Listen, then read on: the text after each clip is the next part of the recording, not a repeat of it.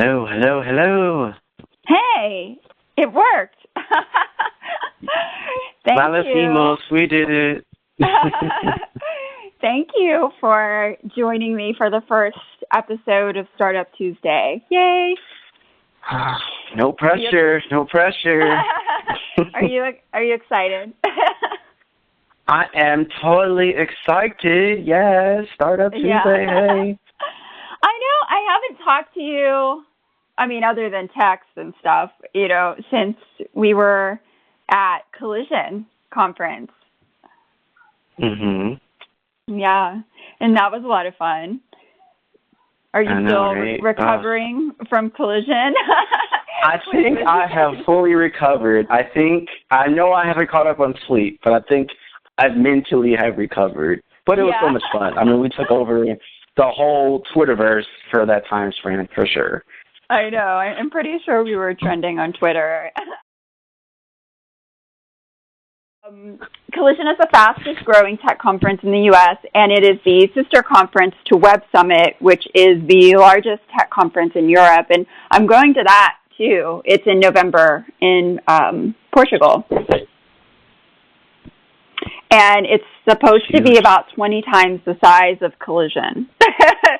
So I'm going to get lots of sleep. Which is crazy. Oh, I'm sure. Yeah. Yeah, so we went there and we met and saw, lots of founders. We talked to lots of startups, and it was just, it's just a great conference to go to. I would recommend it. Yeah, totally. I already got my ticket. And the jazz music was awesome. I already got my.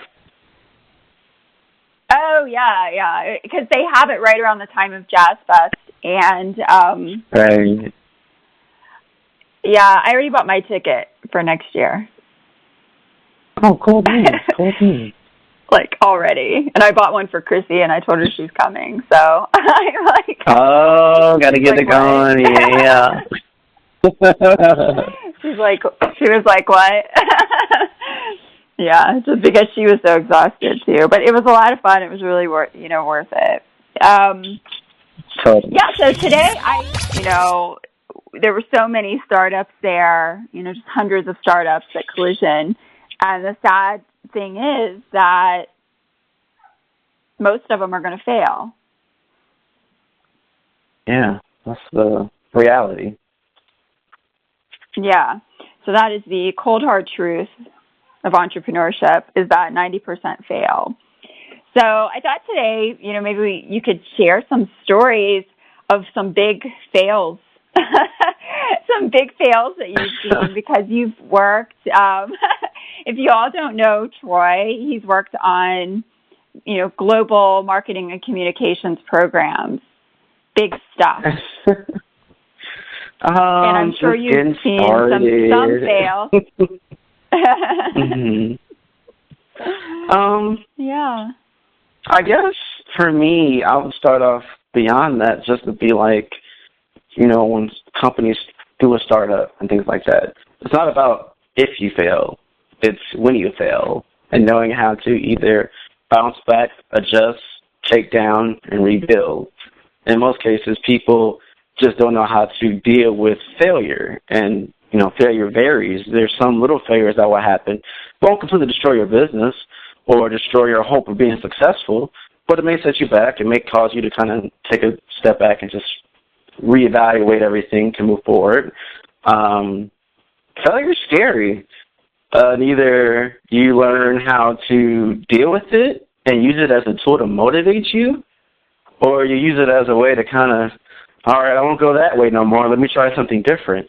So for me, failure is it's a mountain, and you're never going to ever go beyond it. You're always going to try to climb and avoid failure, or get thrown at failure and keep going.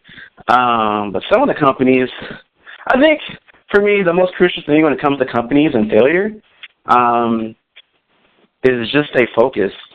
You see a lot of startups pop up because they don't have the fundamentals or the groundwork to move up forward. So many people are trying to build a skyscraper Well, let's start with the foundation. If you don't have a strong foundation, you're not going anywhere. So what? You got a lot of publicity. You're pushing Twitter and Facebook and Instagram, and you got a lot of people, oh, wow, that's cool. But if they're not buying, oh, that's just nothing but hot gas. So I see a lot of failures when it comes to startups, especially who are trying to make new social apps, and a lot of it's kind of like a little bit redundant from other apps. I think of Mammoth. It got a lot of hype for a while. I think it's still existing, but it's definitely not going in the direction that everyone had said it was going to be. It was going to be the new Twitter and all that stuff. And a lot of it, sure, you have more characters on Mammoth and a few other things, but it's already been done. So anytime people want to jump into social media apps, you definitely have to do a lot more research to make sure not only is it user-friendly, but functional for a big majority of an audience to, get themselves attached to it, Yeah. And you remember Peach? Were you on the Peach app? I think I heard of it, but I don't think I was on it, though. Yeah. I mean, there are so many. There's like Peach and Kiwi and just, and then all the new Q&A apps that are popping up. One that I really like is the Penguin one. I don't know if you've tried that one out yet, but I like that. I think I saw your promotion for it.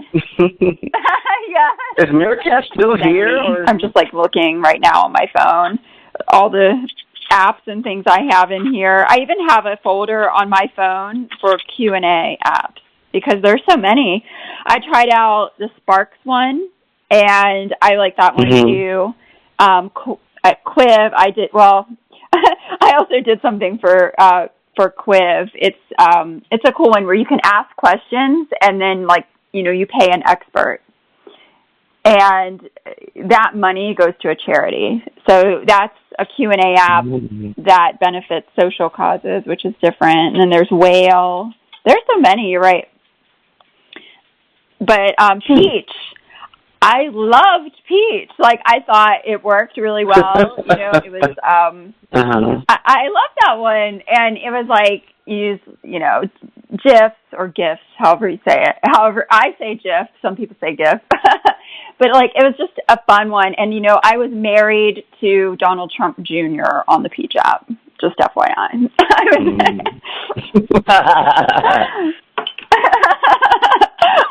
I mean, people had, fake whatever he asked me, and I was like, okay. Okay. But that one was a lot of fun. Yeah. So why do you think they're failing? I mean, there are so many. So, why do you think they just fall off? Do you think it's marketing? Do you think it's funding? I think it's a bit of everything. Obviously, growth is a big part of that, and not just any growth, as we discussed in previous conversations. Rapid growth is a big part of that, because that means you get more hype. That allows you more money to get more marketing, push more ads, get sponsors, funders, what have you. So definitely running out of money is probably one of the top ones. But then again, if you think about it, someone can get a whole lot of funding, but then they're not marketing properly, and it's just not working out. And they try, and they're trying, and they're trying. They're changing it up.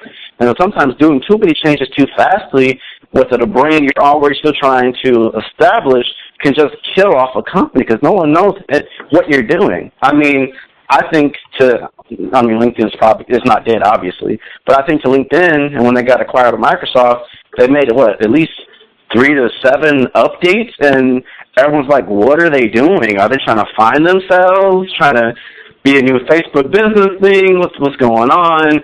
And ultimately, people, consumers are smarter now, so we're not so naive to think they don't know what they're doing. We can clearly see you don't know what you're doing, so definitely part of that in there as well. Yeah. There was a study not too long ago, and they said 82% of businesses fail because of cash flow problems. So that's not enough users, not enough funding, or blowing your funding. Or if you're a different kind of business, it might be your clients aren't paying you, which is an issue for a lot of businesses. or they pay you late. I mean, I know you've done some consulting, and I have too. I had one client years ago that never ever paid me, and I was like, guys, are you ever gonna pay me? But back then, it was so long ago, I didn't. No, I mean, you have to have agreements in place. That was when I was just first starting out, Correct. And I was like, oh my God, I'm working on this new thing. And I was so excited that I worked for months and months. Well, I don't know. It was maybe 3 months. And next thing I knew, they owed me $30,000. And I was like, you guys ever going to pay me? Because I have no money. I have no money now. I was like, I have no money. Right. So, yeah. And I think that's a part of the problem with startups. Yeah, for sure. Mm-hmm. Because it's exciting, and you get caught up. I also think there are lots of distractions, right? Mm-hmm. Yeah. So I constantly have to just refocus on, okay, this is going to make me money. Okay. Because I get... And they have to do the little things as well. Because if you think about it, lots of times people want to start up, they get so caught up in the logo and the branding and the website. We want this, I want all this extra stuff. They get all hyped of what it could be. I want a building, I want multiple, I want a chain, I want a division in the U.S., division in China, division in India, and they get all hyped up. And that's all good. We need dreamers. Startups are made from dreamers, But realistically, let's bring it down to earth and get to the fundamentals as well, because someone's going to have to make sure everyone's getting paid. Someone's going to make sure money's, like you said, cash flow is a big essential thing, monitoring that and making sure we have enough partnerships or whatever the flow is to keep things rolling. Even little bitty things, paying the bills, the light bill, the ads, whatever it is.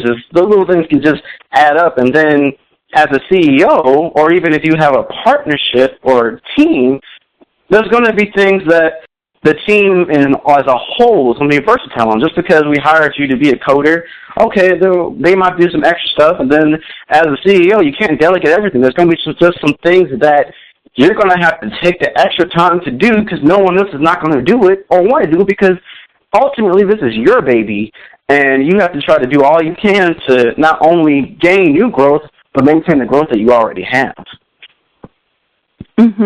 Right. And when you're a part of a startup, one thing, okay, I've had a lot. So I had one company and, I had partners, I had, other founders, but the thing was, is that, they're like, oh, this is my role, this is my role, and this is all I'm going to do. I'm only going to do this. And I was like, guys, we actually have to help each other. Because I had someone, it was a media company, and he was like, well, I'm the editor, so I can't do anything with ads because that's a conflict of interest, And I was like, actually, no, you got to help me with ads or, you don't get paid. And I was like, you're going to have to go. Right. I asked him to go pick something up from an advertiser, and he was like, no, And, if you don't pitch in and do other things, then the freaking company's going to fail and you're not going to get paid. So, that was one thing there. And I worked on a startup that, Steve Case, the co-founder of AOL, started. And, I mean, when you're there, you're like, wow, it's Steve Case. And, but it's not going to be cushy when you're with a startup. It's like you still have to, I was literally... we were all crawling on the floor and putting things together and putting the chairs together because you just have to have that, okay, I can do 10 different roles kind of mentality. You can't be like, right. Oh, I'm the director of blah, blah, blah. I'm not helping with that because that's not in my job description, So, you really have to have that flexibility, I think, too, or you're gonna fail. For sure. I was reading online a lot of failures, and I can't think of her name. Amy, excuse me if I say her last name, Edmondson. She had a great piece on failure with startups. And one part of it, she brought up the spectrums of reasons for failure. And half of the spectrum is praiseworthy, and the other half is blameworthy. So little things that maybe you failed at won't ultimately kill startup, but something that people could say, well, they tried. You did a great campaign, just didn't get the leverage that you needed. Okay, that's a failure, but it's a positive, praiseworthy one because you did learn some things and get a result from it, versus a failure where, hey, I didn't pay my bills, or hey, I dropped the ball with the client. Clearly all my fault. I didn't even try to fix the issue and still try to keep the money. No, that's clearly a failure on your part that's bad for the business that could ultimately cause you to lose your company. And some of the things that she had, if I can just say them really quickly, on the blameworthy side, defiance, inattention, lack of ability, process inadequacy, task challenge, and process complexity. But on the praiseworthy side, you're talking about exploratory testing, hypothesis testing, and uncertainty. So there's a lot of things involved that, we talk about levels of failure with companies that, we can learn from it, and other times they can just kill us. But as we both know, because we're big in social media, one of the big things that now a lot of even big companies are paying so much dollars and trying to get new staff to monitor is social media. Because whether it's true or not, if it's enough hits on your character, on your brand, stocks fall. I mean, what we see, Donald Trump posts a tweet, and the NASDAQ just jumps either way just because of something that he says. I mean, it's getting crazy, but whether it's true or not, we can't deny the fact that we have to be great listeners on what our communities and audience on the social media web and Twitterverse and everything else are saying these days. Yeah, you have to be really careful. And then the person that is the gatekeeper to your social media channels, I mean, if they put something out, if they just respond in the wrong way, you have a scandal on your hands. So it's really important. Yeah. I mean, I used to think that the biggest issue was just, having a spelling error, and it gets a lot of reach. Darn it, well, I can live with that. But now, you have to be so meticulous on every post. Right. You have to be careful. I mean, everything's changing. I look at it like TV is just moving. Everyone used to watch TV. Now we're on the internet. I mean, I still look at it as like it's the same, just like this. Like we're doing this on Anchor. And so Anchor is like part of what is going to be the new radio. And then the internet and all this video stuff and social media is part of what is, the new TV, the new radio. It's like, to me, it's all the same. Everyone's like, oh my God, it's changing. I mean, it is changing, but to me, it's still the same. We just have different platforms, Totally agree. And to add to that, I think one of the other things is that I was thinking about it, like everyone wants an app. Everyone thinks they need an app to be successful. Yes, you have to make your company's website and social things like that to be responsive on mobile, because it is growing to a point where, pretty soon we're going to be on our phones more than on any, desktop computer there is. But it still doesn't mean that you necessarily need an app. Not right away. Let the app come later. If it's not fundamentally crucial to your existence as a company, weigh it. Sometimes, and I think most times the apps that I've seen on some startups and even companies who've been well established, it's exactly their website in mobile form. Why are you paying for double? That's just more money going in your pocket. You can use it for advertisement or buying more staff. You don't necessarily need an app. Like everyone just thinks, I'm going to pay a whole bunch of money for telemarketing or TV ads. You don't always have to do that. We have come to an age now where we can be very organic. You might not have the biggest marketing budget, but I guarantee you, if you be consistent at it and maybe pay a little bit here, pay a little bit there, and be consistent with it, you can do a lot with organic reach on social media and hit a very niche market audience that can really, boost you up and get money coming through versus trying to just do what all the big people do. When you don't have it, don't do it. And I might get ridiculed for this, but I know a lot of times people watch Gary Vee and things like that. And he might have updated his approach or ideal since the time I saw this video. But at one conference, he had said that, if you really believe it, take out that loan and go. And I'm more of a cautious person when it comes to entrepreneurship, especially if you have a family or things like that. You don't want to just immediately take a whole bunch of loans out thinking your idea is awesome. Yes, of course, your idea is going to be awesome and great. But will anybody else think that? That doesn't put you down. That's just being realistic that if they can't find value in it, what's the point? I mean, we have people now buying for Instagram likes and followers and other things, and who would have thought? And you would have paid hundreds of dollars for things like that, but that's because it has value. If you don't present your product, your service, your ideas of startup as value, you're not going anywhere. Mhm. Yeah. I mean, I see pluses and minuses to loans versus investors, because if you get a loan, then, if you just need a little bit to like get you through a hump or something, I like the idea of that because you can keep your equity. Usually when you take in an investor, like if you take in an investor that's going to take, in the beginning, a lot of times they'll come in, give you seed funds and take a %. So there are pluses and minuses there that I'm always weighing, but I have a friend who's a really successful guy. His name's Michael Saylor. I hope he doesn't kill me for mentioning him on here, but anyway. Hey, Michael.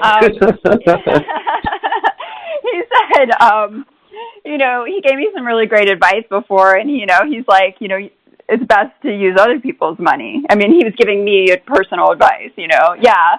And yeah, it is great to use other people's money to build something because if you do fail, then you don't spend your own money. But yeah, or you don't have to pay the loan back. But I mean, I think, there are pluses and minuses there depending on what kind of company you have, how much money you need and all that. Right. So, it's a big spectrum for sure. Yeah, I mean, I funded my own company that I was recently involved with, but I funded the last couple I have. Well, I have Volt Lab right now, so, and Startup Tuesday. So, well, if I may ask you, so how do you? I'm sorry. Go ahead. Oh no, you can. No, go ahead. You can ask. Okay. To ask your strong opinion, how do you personally, bounce back from a setback or failure? I look at you as one of my high mentors and great social media friends and colleagues, and I'm like, wow, she just keeps working. She's just a workaholic. But I know, people, we think outside of social what we do in big brands, but coming out of the profile world and everything, turning our phone off for a mere few hours to get some sleep, we're all still human. We all have to deal with, success and failure and just the things of life. So when it comes to you, how does Kellyanne Collins deal with failure? Failure. Okay, here's how I deal with it. I don't actually think of things as failures. I think of things as tries. So when I try something, I mean, and maybe it hasn't totally failed or anything. I mean, there was a recent project I was working on, and it was going well. I'd established some, really big partnership and stuff like that. But, sometimes you just don't feel like things are going I didn't think it was going in the direction I wanted it to go in, to make a long story short. Right. Because I envisioned it like this for this type of customer, but then investors and people were coming or wanting to come on. I actually didn't bring any on. I got out first. And they wanted to take in a direction I didn't want to go in, because I want to help this person. I mean, and I don't want to help these people. Like me personally, I had a product I wanted to help. I'm all about helping startups, helping small business, helping people get off the ground, helping influencers, stuff like that. And, they just wanted to take it in a direction I didn't want to go. So, I mean, I think some people see maybe that as a failure because I got out, but I see that as saving myself a big old headache. I'm like, okay, guys, I think I'm going to peace out now because, this isn't going the way I want it to go. And if we can't make it go the way I want to go, then I'm going. So that's how I am with that stuff. With little things I try, for Volt Lab with my clients, a lot of times we'll have something that didn't work out and we go in a different direction. I test things, test different strategies. Like maybe we have a campaign and we're like, okay, we're going to target these people. But then you start putting the messaging out there and you're like, oh my gosh, actually, people that love smart cities love this content, And so you just kind of end up tweaking. Yeah. Yeah. But I'm super excited that we got to chat today.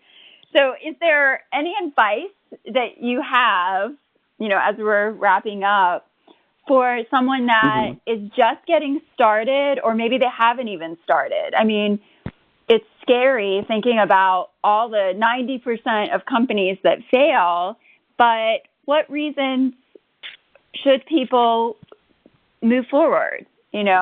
Why should people start businesses and not be scared?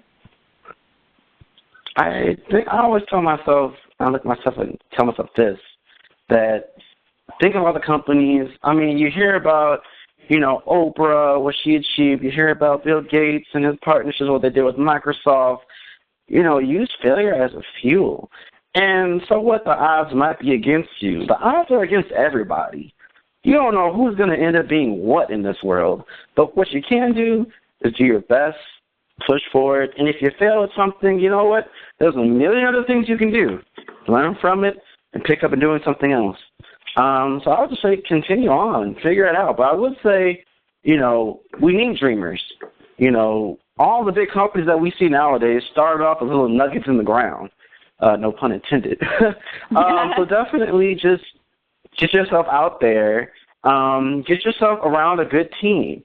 Because it's not always about you. A company is about the team, working as a whole to provide a need or a service or a product that other people found valuable enough to pay for, ask for, or whatever else coincides in your business. So definitely think of the model of just, helping other people along the way. Ultimately, that's for me the biggest thing someone can do. On top of that, get yourself some good mentors. You're not going to know everything. Social media alone changes every day. I swear there's something new, a new update from YouTube or Twitter or Instagram that you have to, as marketers, or me as a marketing person for a client or for a company that I work for, have to adjust on the fly to get the same results. So definitely check your time. Don't be so eager to get money. Don't be so eager to just jump out there and pitch your idea. If you don't have the fundamentals situated, and that's where a mentor, or mentors, I should say, come into play, especially as I mentioned earlier, surround yourself with good people. They might not have all the technical skills that you might need for a little bit of everything, but if you just got the moral support to back you, shoot, that's a lot of power. Some people forget about that, day in and day out, you're striving to try to do a startup and you're striving to really get up there and achieve. A lot of people are going to say you're failing. Oh, I don't see any money. I don't see any percentages of growth.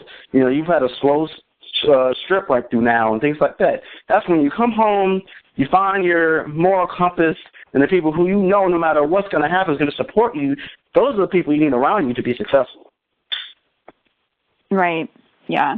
I always view it as riding a bike. The first time you got on a bike, how did that go? And then let's try the first 100 times or 1,000 times. I failed. Right. And then the more you do it, the better you get, right? So you just have I might got cuts and bruises, but they healed. Yeah. I mean, if I would have stopped the first time I hopped on a bike and fell off and hurt my knee, I never, ever, would have been a successful bicycle rider. So that's what I do. If something doesn't work, I'm like, okay, let's put a Band-Aid on it and keep going. Right. And I'll say this, too, is that you have to work your butt off. You have to be a workaholic. I always say I'm a workaholic because I know I am. Most people who know me personally know I am. But to do that, you have to work.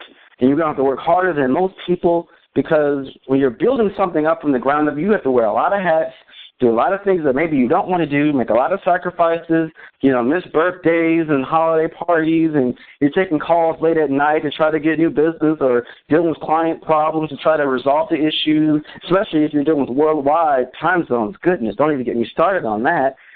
You definitely have to work at it. There's no easy way. You can't just buy some subscriptions and buy some followers and think, yep, I'm set. I'm going to make $500,000 a year or whatever, doing nothing. No, you have to work yourself to the bone to really get yourself up above to, keep moving forward. And then also, as you're working higher, you can't be a micromanager. You have to learn and get people that you trust to help you bear that load. Because as you grow bigger, you're going to need more help to maintain as you're seeking to grow even further. Right. Right. It's a lot of work, but yeah, but also, I don't feel like I actually work because I'm doing what I love. And I think that is a big part of it. Finding what you're passionate about, what you love, make a job out of it, and it actually doesn't feel like work. And I think that's why I work so much. And sometimes when it's a holiday or weekend, I get a little depressed because I'm just like, okay, nobody's working. And I got really excited after the 4th of July to go back to work. I was like, yeah, all right, I'm in my zone now, and I can do my thing. Right. So I know I have issues, I know. But if you find what you love, you just want to always be doing it, So, like, I was telling someone, agree. Yeah, he's trying to figure out what he wants to do, and he loves yoga. And I was like, well, why don't you become a yoga instructor, Open up a yoga place, do some classes, do something fun with your life. Right. That's what it's all about. I don't want to make millions of dollars and look back on my life and I don't feel satisfied. There's still a big void there. Oh, I could have done this. I'd rather pursue something and try to get it instead of having years later doubts that shoulda, coulda, woulda. Today is now because tomorrow's not promised. Right. I love that. Yeah. And on that note, I think that's the perfect way to end, right? Awesome. Whoop, whoop. All right. Thank you so much. I'm so excited that we got to do this first one together, especially since, I was so happy when you went to Collision and you helped me out there. And that was such a great experience in the startup world. So yes, it was. Well, this is a pleasure. Again. We'll have to do it again. I know, right? Have to dance with Darth Vader again. And if you haven't heard of it, look it up, guys. The videos are coming soon. All right.